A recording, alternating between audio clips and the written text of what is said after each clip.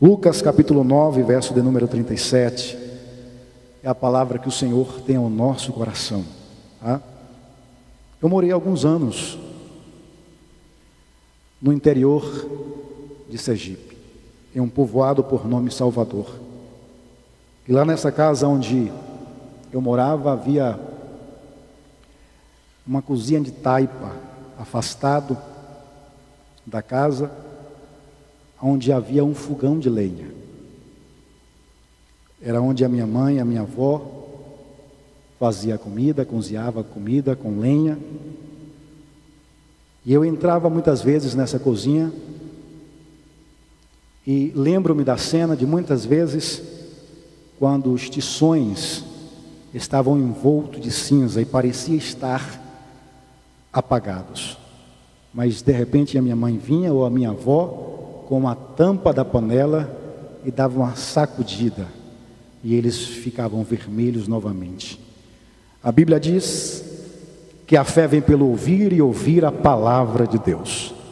Muitas vezes o nosso coração está como quem está se apagando, perdendo a convicção, o fervor, a motivação, mas o Espírito de Deus é aquele que sopra na sua vida, na minha vida, e acende por meio da palavra de Deus, renova a nossa fé, a nossa esperança, a nossa convicção na palavra de Deus. Amém? Queridos, estamos em uma campanha, eu decidi vencer. E eu sei que existem algumas filosofias neste mundo. Existem algumas filosofias que deixam as pessoas para baixo. Existem aquelas filosofias que as pessoas dizem: não, na minha vida isso é assim, eu já estou acostumado a viver assim, nunca deu certo para mim, não é agora que vai dar. São filosofias que Satanás tem implantado neste mundo para tentar destruir a convicção, a certeza de vitória, a fé no coração das pessoas, e com isso levar a pessoa à depressão, à tristeza, à angústia, e quem sabe levar essa pessoa até o suicídio. Muitas pessoas têm vivido nesta situação, filosofias erradas, não sabendo o potencial que ela tem, não sabendo a força que existe em seu interior, não conhecendo a força que existe nele. Satanás, ele faz com que essa pessoa não perceba, não descubra a força que há no interior dentro dela, e a pessoa começa a levar uma vida dessa maneira. A pessoa começa a levar uma vida sem saber de fato o potencial que existe dentro dela. Aí existe um conto, uma fábula, que diz que um pai leva o filho no circo, e quando o filho chega neste circo, ele vê um grande elefante, e esse elefante, por sua vez, estava amarrado, preso com a corda de barbante. A criança, muito curiosa, pergunta para o pai: meu pai, esse elefante tão grande, tão forte como ele é, não tem capacidade de romper, de quebrar, de se libertar deste barbante? E o pai vai até o dono do circo, conduzindo essa criança, e ela faz a mesma pergunta para o dono do circo, e o circo disse: olha, esse elefante eu adquiri quando ele era muito pequeno, era bebê, e ele foi preso ele cresceu preso por correntes de ferro, e toda vez que ele tentava se libertar e não conseguia. Agora ele já está grande, na fase adulta, e na mente dele ainda ele está preso pela mesma corrente e não consegue, ou não tenta se libertar mais. Desistiu de lutar, desistiu de vencer. Muitas pessoas têm desistido de vencer, têm desistido de lutar, presas, achando que nada vai dar certo para a sua vida, achando que por conta de alguns fracassos ou algumas derrotas vividas, não vai conseguir mais ter vitória na sua vida. Mas nessa noite, a palavra do Senhor, ela quer quebrar, destruir destruir este conceito formado no seu coração, se porventura você está pensando desta forma, porque eu estou pregando para aqueles que decidiram vencer, decidem vencer. Eu estou pregando para aqueles que querem romper com as barreiras, com as limitações impostas pela vida e decidir dar a volta por cima, decidir se levantar, sacudir a poeira e dar a volta por cima, tá? Então, o texto que nós lemos está no Evangelho escrito pelo doutor Lucas, no capítulo 9, verso 37. Se os irmãos puderem deixar a sua Bíblia aberta, nós vamos refletir um pouco nesse texto, e os irmãos vão estar me ajudando a compartilhar desse raciocínio, deste pensamento nessa noite comigo, certo? Mas o texto, ele narra a história de um homem, tá? E os evangelhos contam sobre o ministério de Jesus, tá? Relata os seus feitos, as suas obras.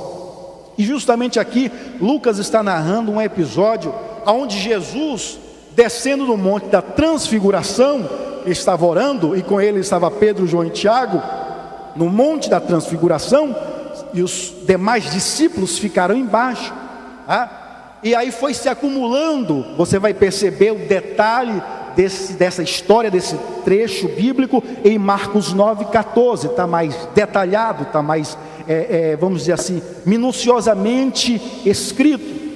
E aí os demais discípulos ficaram embaixo, esperando Jesus descer com Pedro, Tiago e João. E no capítulo 9, verso 37, diz justamente o momento que Jesus desce deste período de oração, de busca, aonde esses discípulos que estavam com o mestre notaram a transfiguração, chamada transfiguração, a glória de Deus sobre o monte, sobre a vida de Jesus, tá? E aí Jesus desce envolvido neste poder, nesta glória, na presença do Pai. E quando Jesus desce, está se formando uma multidão em volta dos discípulos que ficaram ao pé do monte. Por que estava se formando? Porque iniciou-se ali um debate, porque um homem que tinha um filho, e este filho estava possesso, a Bíblia diz que ele não falava, ele era mudo e também não escutava, e este homem agora, que tinha o filho nestas condições, e ele diz aqui, ele relata que muitas vezes este espírito mau pegava o seu filho e lançava no fogo ou na água, e ele se debatia, espumava pela boca, e esse espírito não deixava o seu filho, a não ser depois de muito tempo de possessão. E esse filho, depois que estava fora desta opressão, ele vinha estar todo machucado, ferido. E o pai, quando começa a falar com Jesus, ele disse: olha, o meu filho está sendo destruído por conta desta situação, por conta desta possessão, por conta desta violência pela qual os demônios açoitam o corpo do meu filho. Mas os seus discípulos, o pai falando agora para Jesus, os seus discípulos que ficaram aqui, a qual eu trouxe o meu filho, eles não conseguiram expulsar, eles não conseguiram exercer autoridade sobre esta casta de demônio. E aí começou o debate, começou a discussão, as pessoas começaram a se juntar e formar uma grande multidão. Mas o texto de Lucas diz que de repente, no meio dessa multidão, quando a multidão viu Jesus, e Jesus indaga, pergunta: o que está acontecendo? Por que vocês estão indagando os discípulos, os meus discípulos? Marcos capítulo de número 9, 14 ao 32 fala justamente isso. Por que vocês estão indagando os meus discípulos?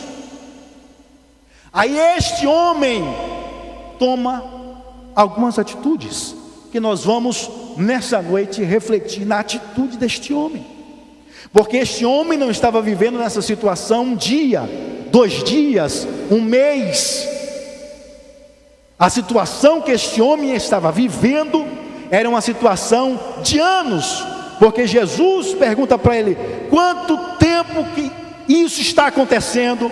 E ele diz: desde que o meu filho era pequeno, era uma criança. Então havia anos que este homem estava nessa situação. Agora, eu quero que vocês percebam que este homem não desistiu do seu filho.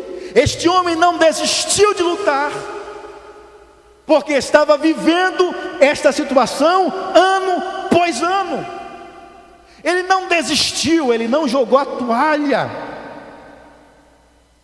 ele não tirou o time de campo, mas ele estava lutando ano após ano. Havia uma força, e há uma força interior em nós, que as pessoas olham para você e dizem: eu não entendo como ele está vivo, como ele está viva, eu não entendo como ele consegue ter força para ir para a igreja, eu não consigo como ela tem força para estar na igreja buscando a Deus. Mas é essa força que indica, que lhe comunica, que expressa que você não pode parar, que você não pode desistir. Então a primeira atitude que esse homem toma, queridos, quando Jesus pergunta: o que é que está acontecendo? Esse homem sai do meio da multidão. Verso 38 do capítulo 9 de Lucas diz assim: de repente o homem surgiu do meio da multidão.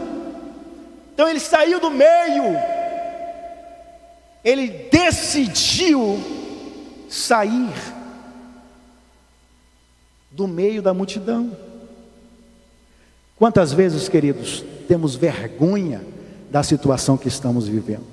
Às vezes é uma situação que nos constrange, às vezes é uma situação que lhe expõe, às vezes é uma situação que você não consegue compartilhar com as pessoas. Você tem vergonha da situação em que você está vivendo, e essa situação faz com que você fique no meio da multidão, porque no meio da multidão você está escondido, no meio da multidão ninguém lhe percebe, no meio da multidão você está quieto, ninguém está lhe observando. E este homem estava no meio da multidão, mas ele cansou de viver no meio da multidão, se escondendo. Ele se expôs, ele saiu do meio e disse: ei, a razão desta reunião, dessa multidão, sou eu, é a situação em que eu estou vivendo, ano após ano. É o meu filho que se encontra enfermo, doente, e eu não aguento mais ficar escondido, fingindo que nada está acontecendo, maquiando a situação, que está tudo bem. Eu cansei, eu decidi sair do meio da multidão e me apresentar a Ti e dizer: eu estou vivendo esta situação, esta é a minha situação, esta é a minha luta, esta é a minha dificuldade, ano após ano, dia após dia. Então, queridos, este homem nos mostra algumas atitudes. Se você quer vencer, você precisa sair do meio da multidão, você precisa se destacar, você precisa romper com isso e chegar diante de Deus: Deus, esta é a minha situação, mas eu não aceito mais ficar acomodado, fingir que não está acontecendo nada, tá? Chega, Deus, eu cansei de viver nessa situação. Eu tomo agora uma postura, eu tomo agora uma decisão de sair do meio. Não quero mais ficar escondido, não quero mais fingir que não está acontecendo nada. Eu quero expor o meu problema a Ti. E esse homem não estava preocupado se os seus amigos, se os seus conhecidos, se a multidão, ou seja lá quem fosse que estava presente ali, ia ouvir o seu problema, ia ficar sabendo do seu problema. o que este homem queria era uma solução para o seu problema. O que esse homem queria era uma solução para a sua vida. O que esse homem almejava era uma solução para a dificuldade que ele estava vivendo. E quantas vezes a dificuldade, queridos, que nós estamos vivendo, o problema que estamos vivendo, muitas vezes nos leva à lona. E além de nos levar à lona, fica nos pisando ali por cima, e você sente a pressão do problema, e muitas vezes você diz: Senhor, não dá mais, eu não aguento mais, eu não resisto, eu não vou aguentar. E este homem, ele sai do meio da multidão, ele se expõe. Ele chega até Jesus e disse: olha, o problema aqui está comigo, sou eu. Quem não lembra daquela mulher com fluxo de sangue há 12 anos, quando ela toca em Jesus, Jesus diz assim, que ele sentiu sair virtude dele, e Jesus pergunta: quem me tocou? Quem me tocou? E os discípulos disseram: mas mestre, que pergunta é essa? Quem lhe tocou? A multidão lhe comprime, lhe aperta, e o Senhor pergunta isso. Mas foi um toque diferente, foi um toque com fé. E aquela mulher que estava ali no meio da multidão, ela sabia que poderia ser apedrejada, ela sabia que poderia passar por uma situação de vexame, mas ela disse: fui eu quem lhe toquei.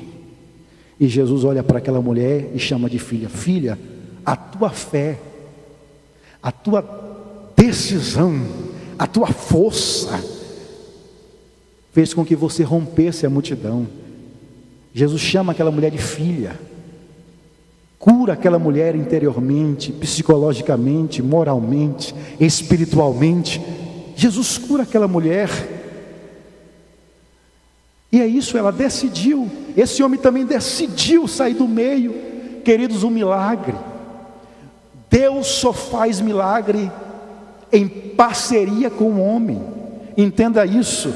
Não é sentado ficando dizendo: Senhor, eu preciso de um milagre, eu preciso que o Senhor me ajude a vencer esta situação, e você não faz nada, você não toma uma atitude sequer. O milagre não vai acontecer. O que, pastor? O milagre não vai acontecer. Milagre é feito em parceria com o homem. Quando o homem decide, quando o homem quer. Esse homem decidiu, ele saiu do meio. A segunda atitude, esse homem, além de sair do meio, o verso de número 38 continua dizendo: clamou em alta voz: mestre, suplico-te que socorra meu filho. Aí na minha versão diz assim: o meu único filho. Quem é mãe e pai aqui sabe o que esse homem está pedindo a Deus.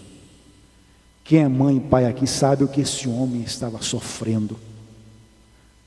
Ele via todos os dias o seu filho sendo açoitado de um lado para o outro, violentamente, sem ele poder fazer nada. Ele não podia fazer nada por esta situação. Ele não podia, ele não tinha força, ele não tinha autoridade, ele não tinha o conhecimento, ele não tinha como fazer nada. E ele via o seu filho sofrendo, sendo lançado de um lado para o outro. E depois que terminava a cena de possessão, o corpo desta criança estava cheio de hematoma, feridas, estava sangrando, quem sabe na cabeça, no corpo, arranhões, e ele não podia fazer nada. Eu queria que você imaginasse a dor desse pai. E ele chega para Jesus e disse: olha, é o meu único filho, ou seja, eu não posso perder o meu único filho, eu não vou abrir mão. Senhor, eu vou até as últimas consequências, mas eu não abro mão. Senhor, eu quero me doar, Senhor, eu me rendo, Senhor, eu não posso aceitar a perda do meu filho. Esse homem clama, queridos, esse homem clama ao Senhor, e clamor é diferente de oração. Clamor é uma atitude de desespero, clamor é uma atitude onde você está dizendo para Deus: Deus, eu preciso, é agora ou nunca. Era o que esse homem estava dizendo para Deus: eu preciso do milagre, Senhor, agora, porque é o meu único filho, e eu não quero, eu não posso perder o meu único filho. Essa criança não podia brincar com as outras, essa criança não podia ter uma vida comum, essa criança não poderia ir à escola, essa criança tinha que estar acompanhada todos os minutos, ele tinha que estar do lado, não tinha vida. Ele disse: Senhor, meu filho, meu único filho. Quantas vezes queremos o milagre de Deus, mas não estamos dispostos a clamar ao Senhor com lágrimas, não estamos dispostos a clamar ao Senhor com lágrimas, suplicando ao Senhor o meu milagre. Eu quero, eu não abro mão, Senhor, eu não aceito a perda, eu não aceito a derrota, eu preciso, eu tomei uma decisão, eu quero romper com isso, eu quero, Senhor, libertação da minha casa, do meu filho, da minha família, eu decido, Senhor, vencer. E você tem uma decisão com lágrimas, com clamor, e muitas vezes queremos um milagre sem clamar ao Senhor, queremos um milagre sem derramar lágrimas perante o Senhor. Milagres, queridos, decisões de vitória são tomadas com lágrimas, com esforços.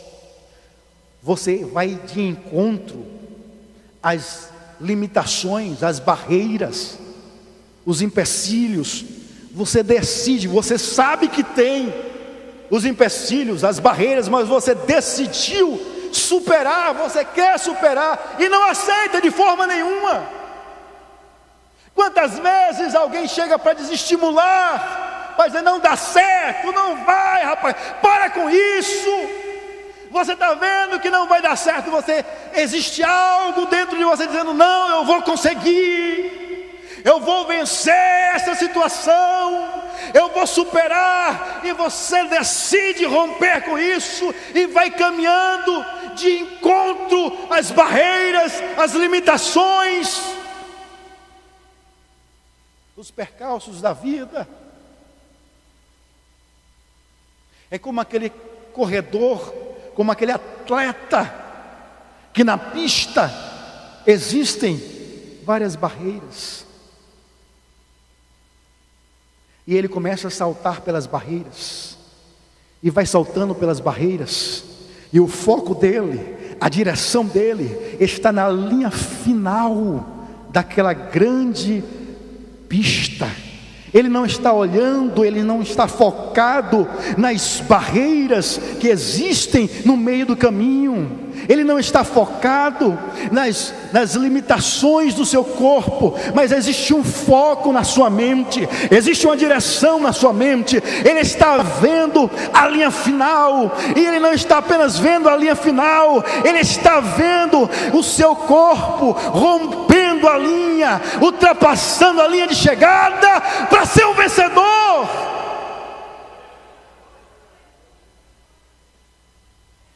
A terceira atitude desse homem, queridos, ele expressa o seu sentimento diante de Deus. Somos filhos, nós somos filhos, e muitas vezes estamos tendo uma relação estranha diante de Deus, uma relação que eu não entendo. Ficamos com medo de expressar os nossos sentimentos diante do nosso Senhor, diante daquele que é o nosso Pai.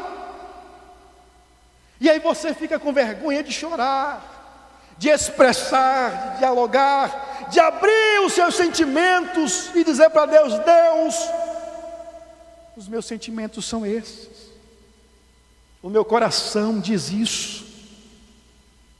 Senhor, eu sou assim, desse jeito. Olha aqui, Senhor, os meus sentimentos. E Jesus, Ele veio nos ensinar, entenda isso, que o nosso relacionamento com Deus não pode ser um relacionamento distante, como os judeus acreditavam, um relacionamento de um Deus distante. Não, Jesus veio nos ensinar que o nosso relacionamento com Deus tem que ser um relacionamento de pai e filho.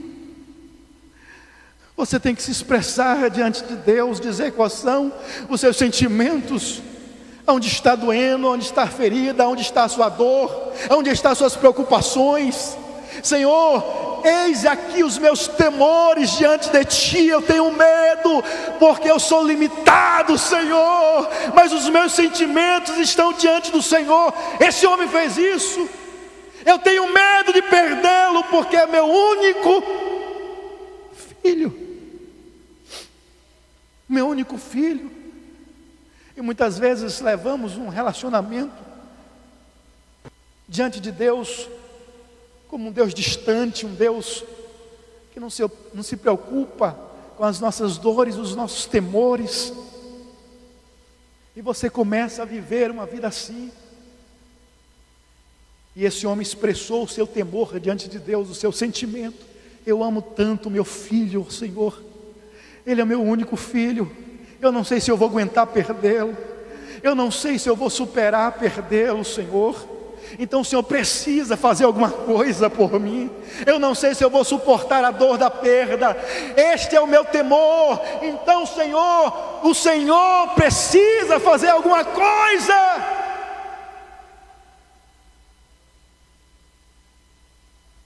Tem alguém aí?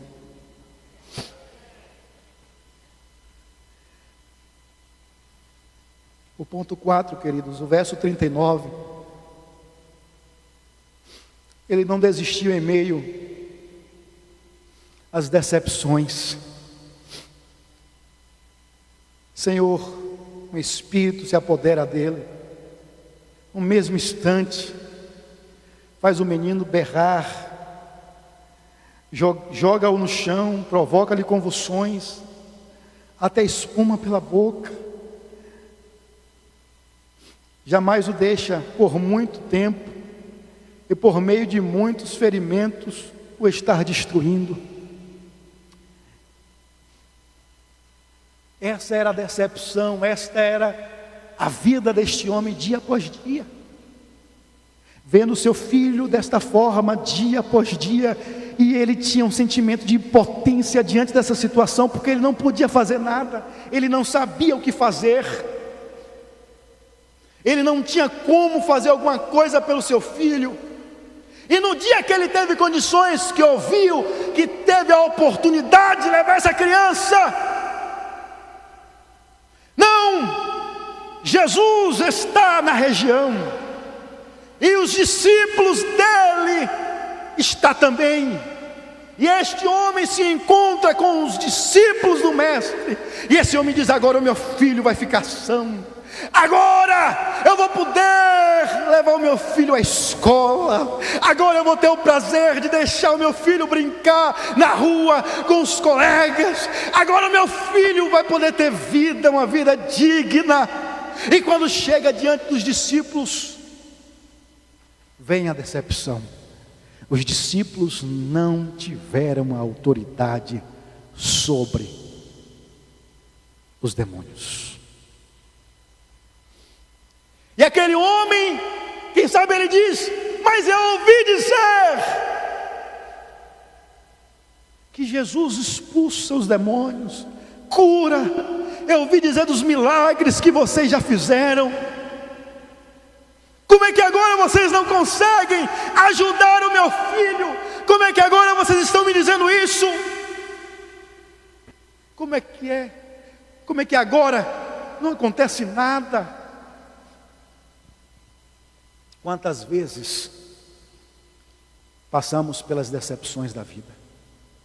Acreditamos, temos a certeza, a convicção, mas de repente dá errado.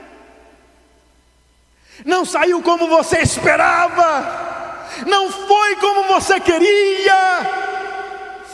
Uramandaragassorebecamandaragacia. Aleluias. E a decepção vem, a angústia bate, e você diz: Senhor, não entendo. Tudo estava dando certo, era para dar certo, Senhor, havia uma fórmula, havia um método, Senhor. Como pode dar errado? Eu não entendo como saiu errado.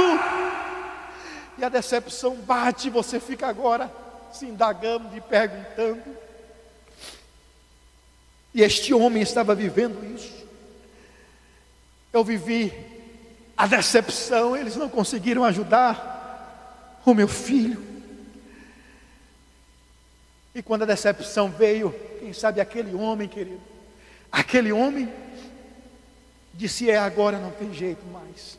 Quem sabe Satanás não soprou no ouvido deste homem. Quem sabe agora os temores no coração deste homem, o medo da perda, de conviver e ver o seu filho ser destruído. Mas de repente, quando este homem vê Jesus, quando ele vê Jesus, e a Bíblia diz e chama Jesus de autor e consumador da fé, de alguma forma a presença de Jesus, a autoridade do Mestre, aleluias, a aparência de Jesus tocou no íntimo e na alma daquele homem. E quem sabe este toque na alma não fez com que esse homem tivesse novamente esperança. Porque deixe lhe dizer, queridos, a presença de Jesus era impactante. A presença de Jesus era impactante. A Bíblia diz que quando os soldados, conduzidos por Judas, foram no Monte das Oliveiras para pegar o Cristo, e Judas o traiu, os soldados perguntaram: quem é Jesus? E ele disse: eis-me aqui, sou eu a quem vocês procuram. E a Bíblia diz que os soldados caíram diante dele. Existem alguns relatos sobre Pilatos, uma carta de Pilatos ao imperador da época. E nessa carta, o imperador, ele pergunta a Pilatos se ele chamou Jesus, se ele sondou Jesus, porque agora Jesus, politicamente, estava trazendo medo a eles. Para os sacerdotes da época, Jesus estava incomodando, porque Jesus não aceitava a diferença. Ele não aceitava que um grupo de pessoas fosse marginalizadas, jogada à margem da sociedade. Não, ele veio para todos. E Jesus não veio atrair para si os holofotes dos céus em sua direção, ele veio para resgatar o que estavam perdidos, distantes, doentes. E na carta, segundo a carta e segundo este relato, Pilatos diz que mandou chamar Jesus. E a carta diz que de longe ele parecia um homem simples, normal. Mas quando ele chegou perto, Pilatos descreve na carta, este documento diz que Pilatos descreve na carta que o seu corpo ficou todo trêmulo. Fugiu dele toda a autoridade. E diante dele estava um homem que podia tocar na sua alma. Ele era incomum. Ele não era apenas um professor, um filósofo, um doutor da lei. Ele era Jesus, o Filho de Deus. E diante dele, aleluia, todo joelho se dobra e toda língua confessa que ele é Senhor. Por isso que quando esse homem viu Jesus, ele disse: mestre, eu reconheço que tu és mestre. Ele apresenta a sua causa, porque, queridos, havia uma força que se renovou quando viu Jesus. E este homem agora não desistiu em meio às decepções que ele tinha vivido e que ele estava vivendo. Eu lhe pergunto, por que você quer desistir? Por que você quer desistir? Por que você quer parar? Eu estou pregando nessa noite para aqueles que decidiram vencer, para aqueles que decidiram sair do meio da multidão, para aqueles que estão recebendo cada palavra que eu estou ministrando nessa noite, para aqueles que estão dizendo: isso é para mim, eu tomo posse e vou vencer. E esse homem, sim, queridos, continua: roguei aos teus discípulos para expulsar o espírito maligno, mas eles não conseguiram. Em Marcos 9, de 14 em diante, você vai ver um relato mais minucioso, e você vai ver que este homem, ele chega para Jesus.